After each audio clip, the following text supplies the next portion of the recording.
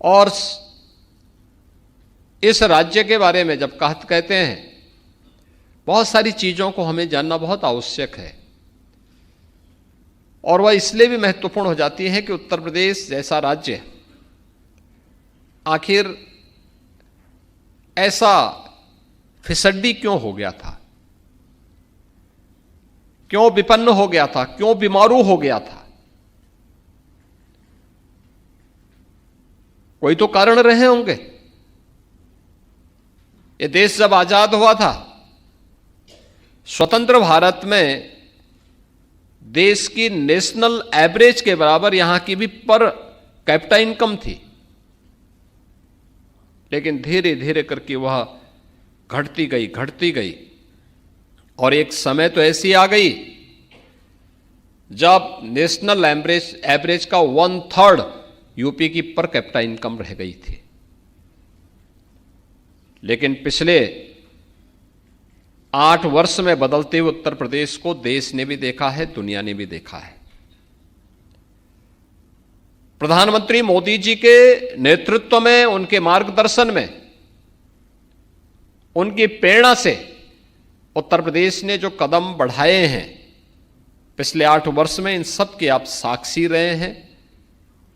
हर एक पग पर आपके जो महत्वपूर्ण सुझाव रहे हैं, उन सभी सुझावों को लेकर के पॉलिसीज निर्माण में जो आपका योगदान रहा है, उन सब को लेते हुए, समेटे हुए आज उत्तर प्रदेश देश की अब बीमारू राज्यों की कतार में नहीं, बल्कि विकास की तीव्र गति के साथ, अग्रणी पंक्ति के साथ आगे बढ़ने वाला राज्य और एक विकसित राज्य की दिशा में कदम बढ़ाने वाला राज्य है।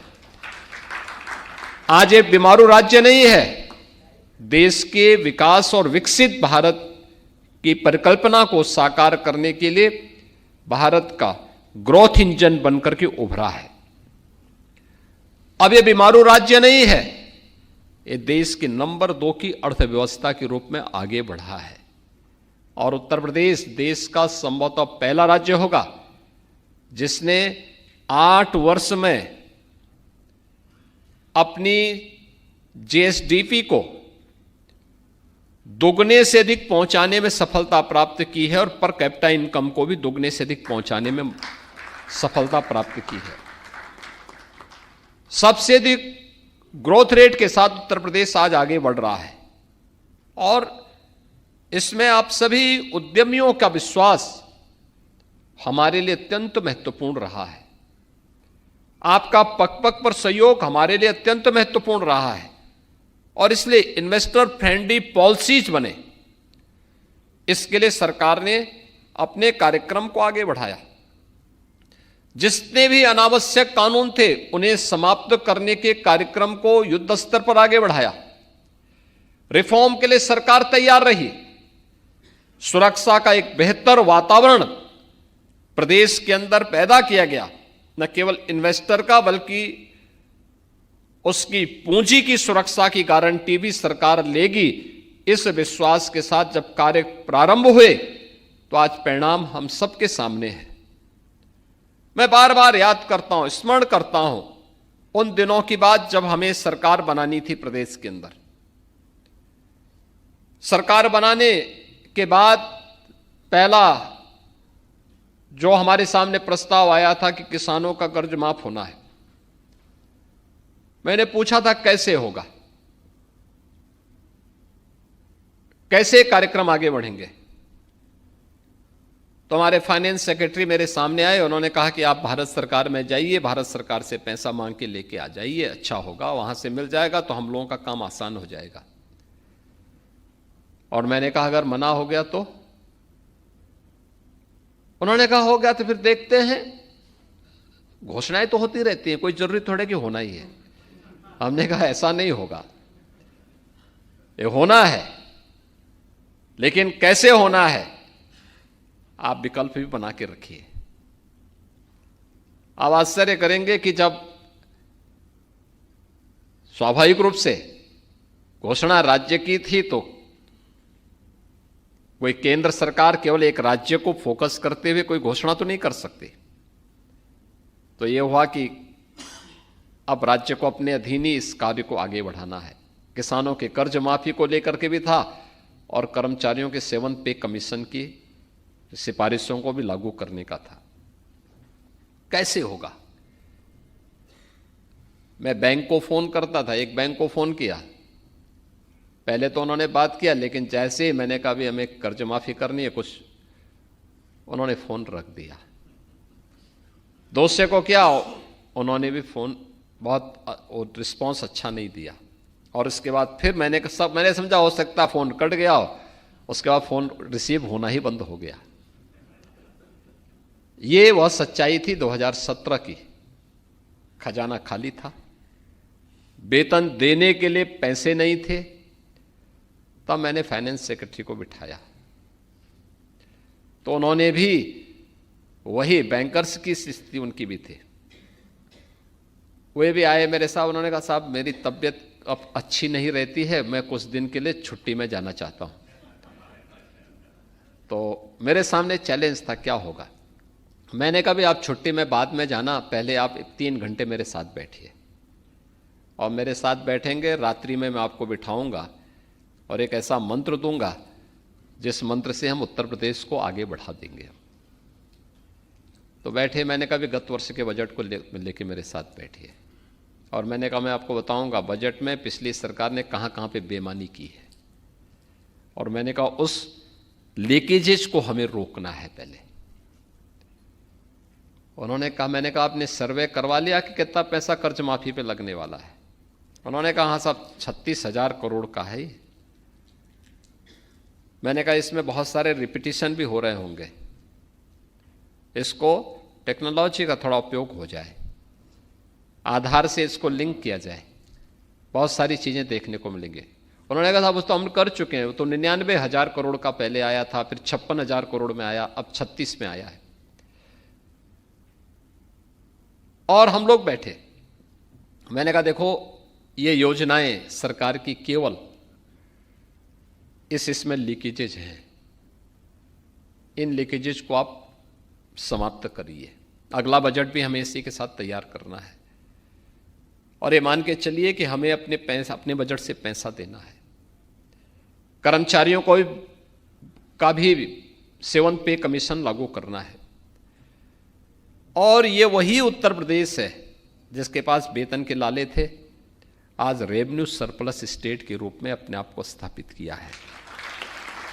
लीकेजेज रोके गए, टेक्नोलॉजी का बेहतर उपयोग किया गया, हर एक स्तर पर रिफॉर्म किए गए, आम जन के विश्वास को अर्जित किया गया।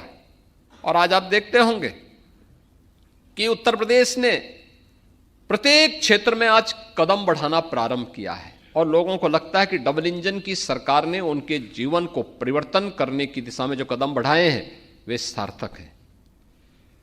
क्या इंफ्रास्ट्रक्चर का हो, क्या वेलफेयर का हो, क्या प्रदेश के अंदर अन्नदाता किसानों का हो, क्या गरीब कल्याणकारी योजनाओं को लेकर के हर एक क्षेत्र में सरकार के द्वारा बढ़ाए गए कदम आज उत्तर प्रदेश के समग्र विकास के रूप में हम सबके सामने देखने को मिल रहे हैं। कोई सोचता था उत्तर प्रदेश के सामने पहचान का संकट था, नौजवानों के सामने। यहां का किसान हो या उद्यमी, यहां का नौजवान हो या यहां का एक सामान्य नागरिक, वह उत्तर प्रदेश के बाहर जाकर के अपनी पहचान छुपाने के लिए मजबूर होता था। आज पहचान नहीं छुपाएगा, आज तो बड़े गर्व के साथ कहता है मैं उत्तर प्रदेश का वासी हूं। यह पहचान का संकट, जब अराजकता होती है, गुंडागिर्दी होती है, अव्यवस्था होती है, आकंठ भ्रष्टाचार में व्यवस्था डूबी रहती है, इसी प्रकार के दृश्य हम सबको देखने को मिलते हैं। पहचान का ऐसा ही संकट हम सबके सामने खड़ा होता है। और उसका एक छोटा सा उदाहरण आपके सामने महाकुंभ का भी है। आप में से ज्यादातर लोग महाकुंभ में गए होंगे और पहली बार नहीं गए होंगे। 2017 के पहले के कुंभ में भी गए होंगे, 2017 के बाद के कुंभ में भी और महाकुंभ में भी आप लोग आए होंगे। एक परिवर्तन दिखा होगा। 2017 के पहले के कुंभ में जिस प्रकार की गंदगी दिखाई देती थी, अव्यवस्था दिखाई देती थी, भगदड़ के से दृश्य होते थे, अराजकता का सा दृश्य दिखाई देता था। यह दृश्य केवल कुंभ का नहीं होता था, पूरे उत्तर प्रदेश का होता था। और 2017 के बाद 19 और 25 के कुंभ और महाकुंभ के दर्शन आपने किए होंगे, आप गए होंगे, उसके साक्षी बने होंगे। जो स्वच्छता, जो सुरक्षा, जो सुव्यवस्था का एहसास आपको वहां पर देखने को मिला होगा, यही आज उत्तर प्रदेश के अंदर भी आप सबको सर्वत्र देखने को मिल रहा है। यही दृश्य है। हमारी जो पॉलिसी बनी है उसी आधार पर बनी हुई है। आज आप देखते होंगे उत्तर प्रदेश के अंदर कहीं जाते होंगे, कहीं गंदगी नहीं दिखती होगी, अव्यवस्था नहीं दिखती होगी, अराजकता नहीं दिखती होगी, दंगा नहीं दिखता होगा, अनावश्यक शोरगुल नहीं दिखता होगा।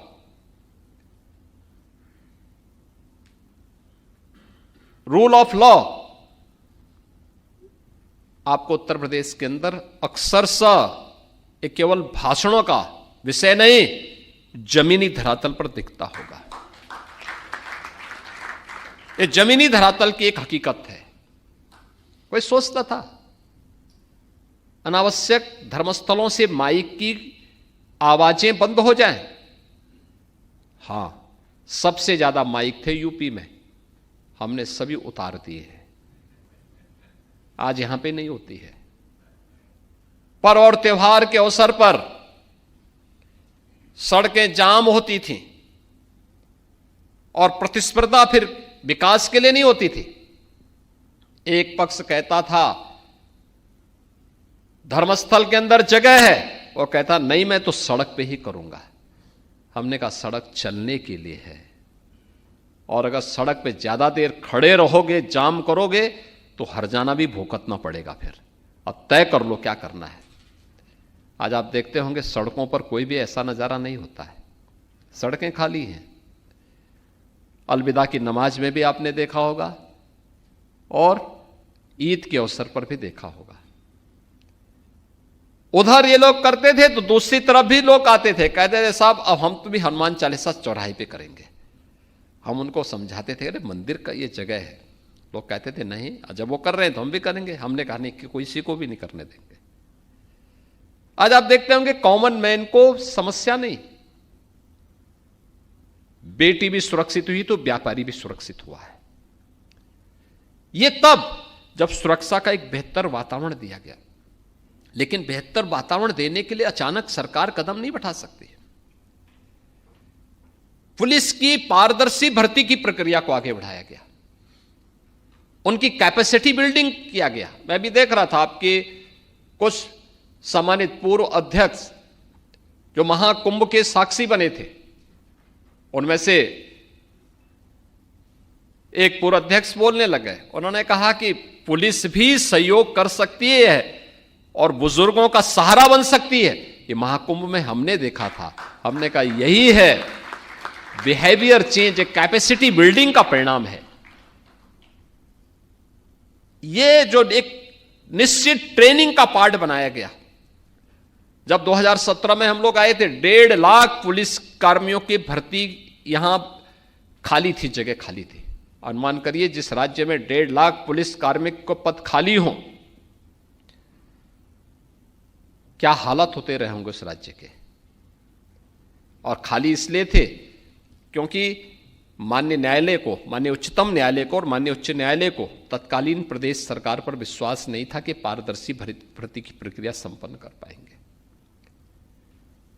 मैं भौचक था, मैंने कभी 1.5 लाख पुलिस की भर्ती, पुलिस के पद खाली पड़े हुए हैं तो ये भर्ती होती क्यों नहीं है। मुझे बताया गया साहब इसलिए नहीं भर्ती हो रही है क्योंकि कोर्ट ने स्टे लगा रखा है। हमने कहा कोर्ट के कुछ ऑब्जर्वेशन तो होंगे, उस ऑब्जर्वेशन को पूरा करो ना, पॉलिसी बनाओ एक जो मंशा है माननीय न्यायालय की, उस मंशा के अनुरूप पॉलिसी तैयार करो, न्यायालय में सबमिट करो, स्टे वैकेट करो। फिर मेरे सामने प्रस्ताव आया कि साहब अगर हम एक साथ इतनी भर्ती करेंगे तो ट्रेनिंग कहां होगी। मैंने कहा ट्रेनिंग की क्षमता कितनी है, कहा 3000। और मैंने कहा पद कितने खाली हैं, 1.5 लाख। तो मैंने कहा ये तो जिंदगी भर हम ट्रेनिंग ही कराते रहेंगे, क्योंकि 9 महीने की ट्रेनिंग है। तो हमने उस समय कहा, मैंने कहा भी आप मिलिट्री और अन्य राज्यों से मालूम करो। कुल मिलाकर के हमें यह क्षमता बढ़कर के, यानी मिलिट्री, पैरामिलिट्री और अन्य राज्यों से भी हमने जो सहयोग लिया, कुल मिलाकर के 30,000 हुआ। हमने कहा भी पहले अपनी क्षमता को बढ़ाओ, क्योंकि भर्ती की प्रक्रिया कोई आज एक दिन में तो होगी नहीं। हम आज विज्ञापन निकालेंगे, स्क्रीनिंग होगी, प्रक्रिया को बनते बनते बनते कम से कम इसमें 9 से 10 महीने लगेंगे। अगर हम तेजी करेंगे तब अच्छा होगा कि हम लोग इस दौरान अपनी ट्रेनिंग की क्षमता को बढ़ाएं, अच्छे ट्रेनर तैयार करें। और आज मुझे बताते हुए प्रसन्नता है, इस समय हमने 60,000 भर्ती एक साथ की है पुलिस कार्मिकों की, 60,200। और इस 60,200 की ट्रेनिंग एक साथ हम करने जा रहे हैं। 3,000 से बढ़ाकर के 60,000 पुलिस कार्मिकों की एक साथ ट्रेनिंग हो, आज ये क्षमता अकेले उत्तर प्रदेश में है। उत्तर प्रदेश आज इसको करने जा रहा है। भर्ती की प्रक्रिया किसी भी विभाग में पारदर्शी तरीके से संपन्न हुई। आप मुझे बताइए कि जो व्यक्ति पैसा देकर के भर्ती हो रहा होगा, तो वहां जाकर के वो भजन थोड़े गाएगा। और यही होता था, यहां पे यही होता था, बोली लगती थी, चाचा भतीजे में प्रतिस्पर्धा होती थी, कौन कितना वसूली कर ले। लेकिन आज ऐसा नहीं है, आज पारदर्शी तरीके से सारे कार्य चल रहे हैं। और यही कारण है सरकार पॉलिसी लाई, अपने रिसोर्सेस को बढ़ाए, सरकार ने अपनी इनकम बढ़ाई, अतिरिक्त टैक्स का बोझ जनता जनार्दन पे भी नहीं देने दिया। सबसे कम वैट वाला राज्य यूपी है और सबसे अच्छी सुविधा भी उत्तर प्रदेश अपने यहां देने का प्रयास कर रहा है। इंफ्रास्ट्रक्चर पर ध्यान दिया गया। कोई सोचता था उत्तर प्रदेश के बारे में पहचान क्या थी 2017 के पहले? लोगों का मानना था जहां से सड़कों पे गड्ढे हो जाएं, दिखे और सायकाल होते ही जहां अंधेरा दिखाई देने लग जाए, समझ लो उत्तर प्रदेश आ गया। आज बहनों और भाइयों ऐसा नहीं है। आज हमारी इंटर स्टेट कनेक्टिविटी 4 लेन की कनेक्टिविटी से जुड़ी हुई है।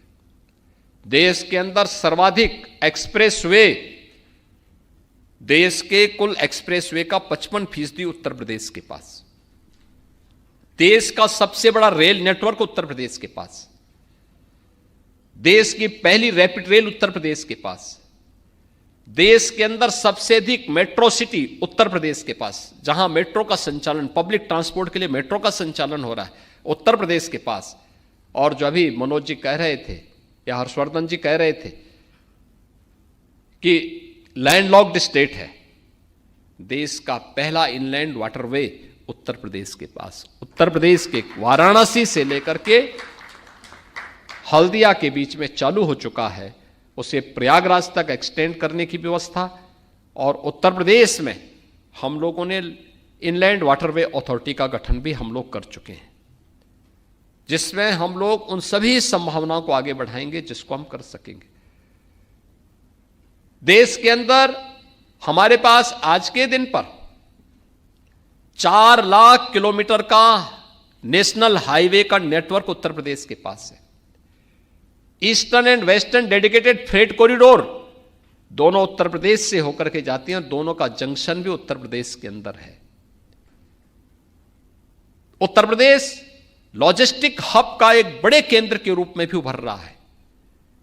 इसके लिए हमने जगह जगह ड्राई पोर्ट भी विकसित करने की कार्रवाई को आगे बढ़ाया है। और डबल इंजन की सरकार इस दिशा में तेजी के साथ कदम बढ़ा रही, तेजी के साथ अपने कार्यक्रम को आगे बढ़ा रही है।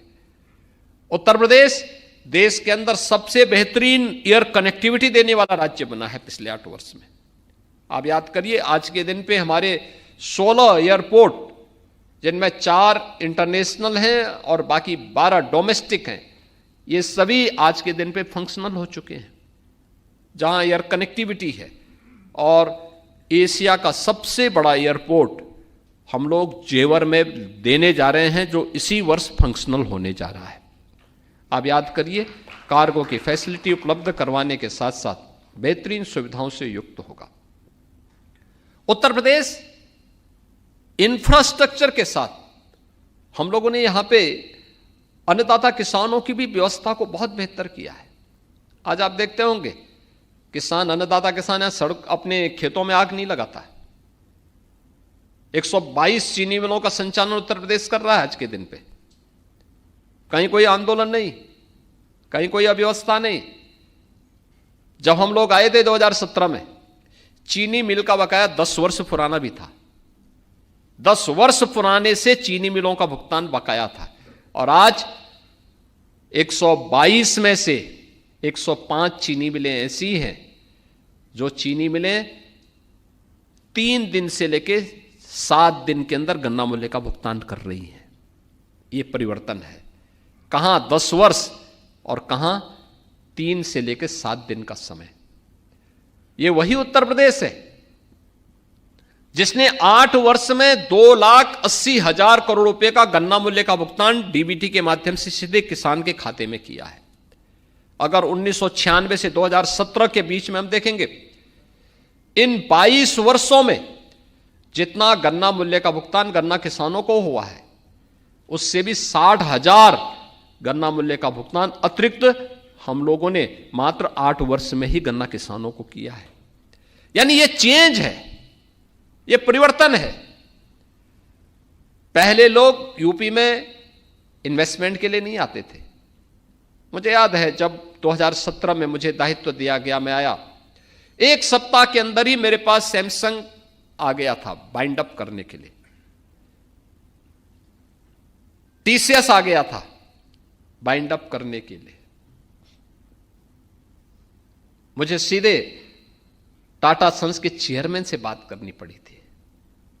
सैमसंग से बातचीत करने के लिए मुझे अपने औद्योगिक विकास मंत्री को भेजना पड़ा था कि भाई जाइए, उनकी समस्याएं क्या हैं, क्यों नहीं आप उनकी बात को सुनते हैं, समाधान का रास्ता अपनाइए।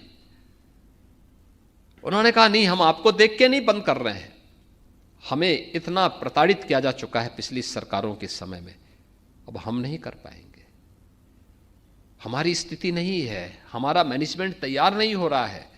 हमने कहा बदल चुकी है, प्रताड़ना आपकी हुई होगी, लेकिन जनता ने उन्हें बदल दिया है, उन्हें कहीं का नहीं छोड़ा है। अब तो आप कम से कम जनता की भावनाओं का सम्मान करते हुए यहां आइए, यहां रहिए। और मुझे, यानी आज आप देखते होंगे कि सैमसंग भी अपना यहां पे निवेश किया है, उसने नया निवेश भी यहां पे किया है। टीसीएस ने अपना एक्सपेंशन किया है, अन्य तमाम उद्यम यहां पर आए हैं, और पिछले 8 वर्ष में 15 लाख करोड़ रुपए का निवेश प्रस्ताव जमीनी धरातल पर उतारने में भी हमें सफलता प्राप्त हुई है। 33 सेक्टोरियल पॉलिसीज के साथ आज हम काम कर रहे हैं। निवेश मित्र के नाम पर सिंगल विंडो प्लेटफॉर्म आपको दे रखा है, जिसके माध्यम से 500 से अधिक कैलेंस हम एक साथ उपलब्ध करवाने का काम कर रहे हैं। एमएसएमई जो यूपी का मर चुका था, दम तोड़ चुका था, उसको पुनर्जीवित करते हुए 96 लाख यूनिट और उसके रजिस्ट्रेशन की कार्रवाई और उन्हें 5 लाख रुपए की सुरक्षा बीमा का कवर भी देने का काम उत्तर प्रदेश सरकार कर रही है। एमएसएमई यूनिट को स्थापित करने के लिए 1000 दिन तक किसी भी प्रकार की एनओसी की आवश्यकता नहीं, बल्कि प्रोविजनल हफ्ते देंगे। आप अपना यूनिट को लगाइए, चालू करिए, और इस दौरान अपना एनओसी की प्रक्रिया को आप पूरा करिए, कोई बाध्यकारी नहीं। अनावश्यक रूप से प्रताड़ना के जितने भी थे रिफॉर्म किए गए, लेबर लॉ में रिफॉर्म किए गए। आज भी मैं इस बात को देखता हूं, इंडस्ट्री में कहीं कोई डिस्टरबेंस है और कानपुर को तबाह करने वाला वह गिरोह फिर से कहीं सक्रिय दिखता है, तो मैं सबसे पहले वहां के डीएम और एसपी से बोलता हूं, मैंने कहा भी तुम सो रहे हो या कहीं जाग रहे हो, ये सब क्या हो रहा है? इंडस्ट्री अगर बंद होगी तो सबसे पहली मार पड़ेगी वहां के काम करने वाले कार्मिकों पर, वहां पे जो लेबर काम कर रही है उस पर एक मार पड़ेगी। क्यों उनके पेट पे लात मारने देते हो किसी को? कार्रवाई करो इन लोगों के खिलाफ, संवाद बनाओ। आज परिणाम आपके सामने आ रहा होगा। कहीं कोई दिक्कत नहीं, कोई नेतागिरी नहीं। मुझे याद है एक सज्जन से मैं जब 2018 के इन्वेस्टर समिट के पहले मुंबई गया था रोड शो के लिए, तो उस रोड शो में मुंबई के एक उद्यमी से मैंने कहा आप भी यूपी में आइए। उन्होंने कहा यूपी में? तो मुझे मिलने के लिए आए थे, तो मैंने कहा यूपी में?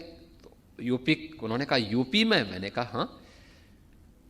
तो हंसे और जोर से, कहा आज तक मैं यूपी गया नहीं हूं। तो मैंने कहा आप आइए। उन्होंने कहा साहब यूपी में? तो उनका श्वास थोड़ा लंबी श्वास चलने लगे। तो मैंने कहा क्यों आप यूपी के नाम से डर रहे? कहा वहां सुरक्षा है। तो मैंने कहा भी मैं वहां पे हूं, आपको लगता है क्या सुरक्षा नहीं थी क्या? कहा नहीं, मैं यही तो आपसे पूछ रहा हूं। आप आश्चर्य करेंगे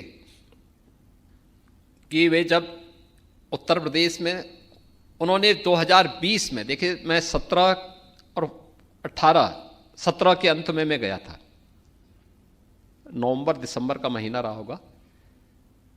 18वें फरवरी में हमारा पहला इन्वेस्टर समिट था, और 2020 में वही नवंबर, यानी लगभग 3 वर्ष के बाद उनका फोन एक दिन आया मेरे पास कि मैं यूपी में कुछ इन्वेस्टमेंट करना चाहता हूं, लेकिन कोरोना कालखंड के दौरान मैं वहां से मुंबई से आ नहीं सकता हूं, कैसे होगा? तो मैंने कहा आना तो पड़ेगा, लैंड तो देखने के लिए, आपके लोग आके देख लें, आपको बता दें। उन्होंने कहा और कोई विकल्प? मैंने कहा ड्रोन सर्वे कर लीजिए, क्योंकि मेरे लिए भी उत्सुकता थी कि इन्होंने मुझे मना किया है और अब ये इन्वेस्टमेंट करने के लिए इच्छुक हैं, तो आखिर कोई बात तो होगी, और मुझे उनको किसी भी स्थिति में लेके आना था कि आप आइए देखें पहले। उन्होंने कहा साहब कोरोना है। मैंने कहा आपके लोग होंगे? उन्होंने कहा है, लेकिन और क्या हो सकता है? मैंने कहा ड्रोन से सर्वे आप करके ले लीजिए, हम अथॉरिटी को बोल दे रहे हैं। मैंने विभाग से कहा, मैंने कहा भी इन लोगों को लैंड दिखवाओ, आवश्यकता पड़ती ड्रोन सर्वे करवा देना, ड्रोन से वे देखना चाहेंगे, कोई दिक्कत नहीं, वो देखें अपनी सुविधा के अनुरूप। आप आश्चर्य करेंगे, उन्होंने ड्रोन से सर्वे किया, देखा, एमओयू किया, उनका इन्वेस्टमेंट का भी कार्य प्रारंभ हुआ। उन्होंने कहा मैं चाहता हूं शिलान्यास आप कर लें, भूमि पूजन। मैंने कहा कर लेंगे। उन्होंने कहा लेकिन कोविड के नाते मैं नहीं आऊंगा। तो मैंने कहा भी मैं ऑनलाइन कर दूंगा, वर्चुअली कर दूंगा। उन्होंने किया। पहले चरण में उन्होंने 4000 करोड़ का निवेश यहां पे किया। निवेश करने के बाद वो मेरे पास आए एक दिन, तब तक कोविड समाप्त हो चुका था। उन्होंने कहा मैं चाहता हूं उद्घाटन आप कर देते। मैंने कहा बन गया? उन्होंने कहा हाँ मेरा वो बन चुका है। मैंने कहा मैं मनाता हूं कार्यक्रम। उनका निमंत्रण पत्र छपा तो उसमें लोकल हमारे मिनिस्टर का भी नाम नहीं था और उनके लोकल एमपी एमएलए का नाम भी नहीं था। तो मैंने कहा यार हमारे लोकल एमपी एमएलए को ही बुला देते तो अच्छा रहता, सभी लोग आ जाते। कहा साहब यहां लोकल, यहां पे एमपी एमएलए रहते हैं। तो मैंने कहा मैं कैसे चुना गया हूं? अरे मुझे विधायकों ने ही चुना है, पार्टी भारतीय जनता पार्टी। लेकिन कहा साहब वो भौचक थे। खैर उन्होंने कहा, मैंने कहा दूसरा निमंत्रण पत्र छप सकता है? उन्होंने कहा हाँ कोई दिक्कत नहीं। खैर उन्होंने वो किया। खैर उद्घाटन हुआ, उद्घाटन का कार्यक्रम अच्छा हुआ। उद्घाटन के बाद उनका बहुत अच्छा चल रहा है। जब मैं 2023 के रोड शो के लिए मुंबई गया और वहां उद्यमियों से मैं बात कर रहा था तो उनको बोलने का मौका मिला। तब उन्होंने कहा कि सचमुच इन्वेस्टमेंट का ड्रीम डेस्टिनेशन कोई आज के दिन पे है तो यूपी है। इसलिए है क्योंकि मैं जब इन्वेस्टमेंट के लिए गया था तो मुझे लगा था कि साहब मैं कहीं और करता तो लोकल दादा हो जाते हैं, लोकल तमाम अन्य लोग हो जाते हैं। जो लोग, कोई कहता है कि साहब काम करने के लिए मेरे लोग काम करेंगे, कोई कहता है साहब फलाना ठेका हमारे लोगों को दो, फलानी चीज हमारे लोगों को दे दो। का यूपी में मेरा प्रोडक्शन प्रारंभ हो चुका है, मेरी यूनिट फंक्शनल हो चुकी है। अब तक पिछले 3 वर्ष में कोई भी व्यक्ति मेरे पास कभी पूछने के लिए नहीं आया इस बारे में कि भाई कैसे तुम हो, कहां से आए हो, क्या कर रहे हो। और जो धारणा यूपी के बारे में हमारे मन में थी वह सचमुच आज मैं साबित कर चुका हूं कि निवेश का सबसे सुरक्षित गंतव्य कोई हो सकता है तो उत्तर प्रदेश हो सकता है। और आज मैं इस बात के लिए आपको आश्वस्त करता हूं, यूपी इस दिशा में काफी आगे बढ़ चुका है। और आप में से मैं फिक्की से भी कहूंगा, हमारी जो स्टेट यूनिट फिक्की के है वो इस बात को जानती होगी कि उत्तर प्रदेश इस समय अपने एक्सप्रेस वे पर लैंड बैंक बना रही है, बहुत बड़े लैंड बैंक को आगे बढ़ा रही है। लगभग 30,000 एकड़ लैंड बैंक हम लोग केवल अपने एक्सप्रेस हाईवे पे तैयार कर रहे हैं। Ganga expressway, Purvanchal expressway, Bundelkhand expressway और भी लिंक एक्सप्रेसवे पे भी, Gorakhpur link expressway, Ballia link expressway, Lucknow Kanpur के बीच में एक्सप्रेस ग्रीनफील्ड एक्सप्रेसवे, शाहजहांपुर से फर्रुखाबाद होते हुए लखनऊ आगरा एक्सप्रेसवे पर भी हम इस लैंड बैंक को तैयार कर रहे हैं, जिसमें से 30,000 एकड़ का एक बड़ा लैंड बैंक हमारे पास आ चुका है, जिसमें से 4,000 का हम आवंटन भी कर चुके हैं। और इसके साथ ही झांसी और कानपुर के बीच में बीडा के नाम पर एक नया औद्योगिक शहर बसाने की कार्रवाई भी चल रही है। यह लगभग 57,000 से लेकर 60,000 एकड़ क्षेत्रफल में यह नया औद्योगिक शहर बस रहा है। 25,000 एकड़ से अधिक लैंड अब तक हमारे पास आ चुकी है। वहां पे बेहतरीन कनेक्टिविटी है, एयरपोर्ट भी वहां देंगे, सभी प्रकार की सुविधाओं को वहां पर देंगे। आप लोग एक बार अवलोकन करें, तीसरा सिक यूनिट जितनी भी यूपी के अंदर थी, उन सिक यूनिट को रिवाइव करने या फिर वहां पे नई यूनिट लगाने की कार्रवाई को भी उत्तर प्रदेश सरकार उस दिशा में भी कार्य आगे बढ़ा रही है, बहुत तेजी के साथ कार्य आगे बढ़ा रही है। नए नए फील्ड में नए इन्वेस्टमेंट की नई गारंटी यूपी के अंदर मिल रही है और उसी प्रकार की सुविधाएं। कोई अनुमान करेगा यूपी के अंदर 2017 के पहले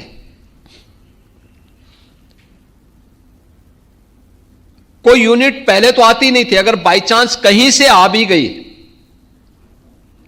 तो इंसेंटिव नहीं मिल पाता था। हमें आज भी देना पड़ रहा है।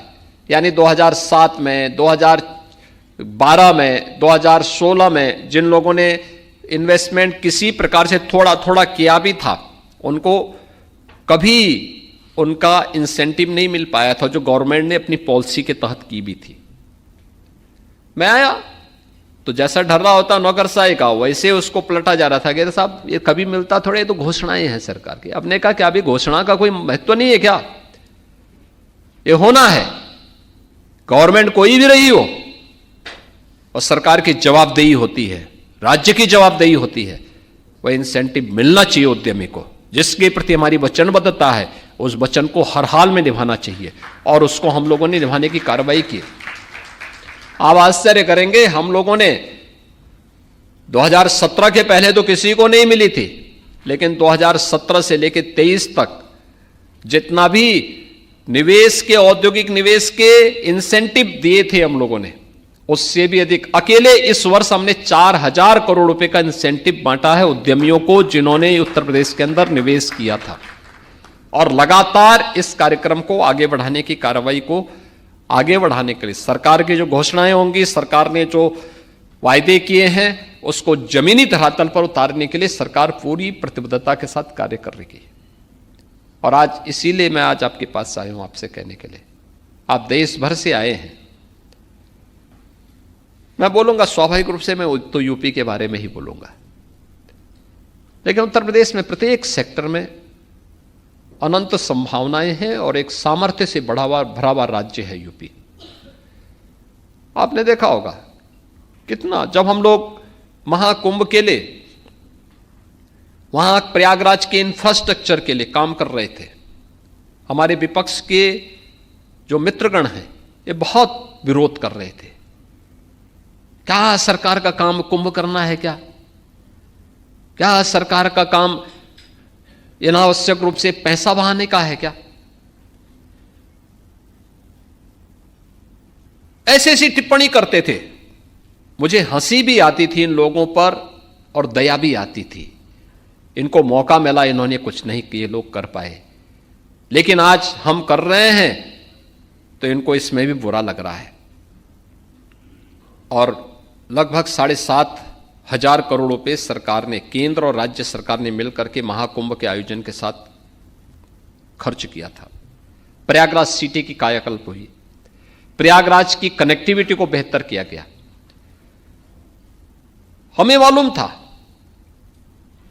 जनता के प्रति देश का विश्वास, उत्तर प्रदेश की जनता और देश का जो विश्वास आज सरकार के साथ, डबल इंजन सरकार के साथ जो जुड़ा है, बड़े पैमाने पे श्रद्धालु आएंगे, बड़े पैमाने पे श्रद्धालु आएंगे। कैसे हम तैयारी कर सकते हैं, उसके लिए प्लानिंग की गई, पूरी सरकार ने मिलकर के तैयारी की। एक एक व्यक्ति की जवाबदेही तय की गई, हर विभाग अपने स्तर पर कार्य करता हुआ दिखाई दिया। और मैं तब भी बोलता था कि महाकुंभ का मतलब अब केवल प्रयागराज नहीं होगा, महाकुंभ का मतलब काशी भी होगा, विंध्यवासिनी धाम भी होगा, अयोध्या भी होगा, चित्रकूट भी होगा, नैमिषारण्य भी होगा, गोरखपुर भी होगा, मथुरा वृंदावन भी होगा, सुख तीर्थ भी होगा। और मैं जहां पूछता था हर दिन, मुझे इस दौरान प्रयागराज में तो काफी बार जाने का अवसर मिला था, बाकी अन्य जगहों पर अयोध्या इस दौरान 2 बार मुझे जाना पड़ा था और काशी 1 बार जाना पड़ा था। लेकिन अन्य जगहों पर भी हमने पहले से ही वीडियो कॉन्फ्रेंसिंग के माध्यम से, कहीं मुख्य सचिव को, कहीं पर अन्य अधिकारियों को भेज करके, मंत्रियों की टीम को भेज करके वहां व्यवस्था को ठीक करने के लिए हमने कहा था। और आप आश्चर्य करेंगे कि जहां भी मैं फोन से बात करता था, जहां भी फोन से बात करता था, मैं हर एक जगह यही समाचार मुझे मिलता था कि साहब भीड़ है, अनुशासित है, कहीं कोई समस्या नहीं। पूरा पैक था। क्या विंध्यवासिनी धाम, क्या काशी, क्या अयोध्या, क्या गोरखपुर, क्या चित्रकूट, क्या नैमिषारण्य, प्रयागराज तो था ही। प्रयागराज में तो भीड़ थी ही देश और दुनिया की। यानी भारत के अंदर की किसी भी राज्य की नंबर प्लेट की गाड़ियां आपको इन रूट्स पे दिखाई दिखती थी, और नेपाल और भूटान की गाड़ियां भी दिखाई देती थी जो यहां पे फ्रीक्वेंट चलती थी, जिन्होंने आकर के महाकुंभ का आनंद भी लिया और महाकुंभ के आनंद के साथ बिजनेस को भी बढ़ाया, हर एक सेक्टर में बिजनेस को बढ़ाया। जो वहां गया उसको उस प्रकार की सुविधा मिली, उस प्रकार का आनंद की अनुभूति भी हुई। तो उत्तर प्रदेश की उस सामर्थ्य को दुनिया ने देखा है, देश ने देखा है, और वही सामर्थ्य उत्तर प्रदेश के अंदर आज भी है। मैं आज के इस अवसर पर, जब आप अपनी नेशनल एग्जीक्यूटिव के साथ प्रदेश के राजधानी लखनऊ में उपस्थित हुए हैं, आप सबसे आग्रह करूंगा कि उत्तर प्रदेश के इस जो हम लोगों ने एक इकोसिस्टम यहाँ पे डेवलप किया है इन्वेस्टमेंट का, और डबल इंजन सरकार होने का जो लाभ प्रत्येक इन्वेस्टर को प्राप्त हो रहा है, प्रत्येक उद्यमी ले रहा है, उत्तर प्रदेश का हर व्यापारी ले रहा है, इसमें आपकी रुचि उत्तर प्रदेश को प्रधानमंत्री मोदी जी के आत्मनिर्भर भारत की परिकल्पना को साकार करने के लिए और विकसित भारत की परिकल्पना को साकार करने के लिए बड़ी मदद कर सकता है। और उत्तर प्रदेश इस दिशा में जिन कदमों के साथ आगे बढ़ रहा है, तो मैंने पहले भी कहा, आज देश के अंदर सबसे अधिक ग्रोथ रेट के साथ बढ़ने वाला राज्य है, सबसे बड़ा एमएसएमई का बेस रखने वाला राज्य है, लैंड बैंक बेहतरीन लैंड बैंक के साथ काम करने वाला है, इन्वेस्टर फ्रेंडली 33 यूपी की जो पॉलिसीज हैं ये भी आपके पास आज के दिन पर है। इस किसी भी सेक्टर में आप जहां भी आप देखेंगे, जहां भी आपको उचित लगता हो आप देखें उन सभी क्षेत्रों में, और निश्चित ही भारत के ग्रोथ इंजन के रूप में इस गाथा को आगे बढ़ाने में आपका यही सकारात्मक सहयोग हमें फिर से प्राप्त होगा। मैं एक बार फिर से आपका स्वागत करता हूं और आपकी इस नेशनल एजुकेटिव के प्रति अपनी मंगल में शुभकामनाएं देता हूं। धन्यवाद। जय हिंद।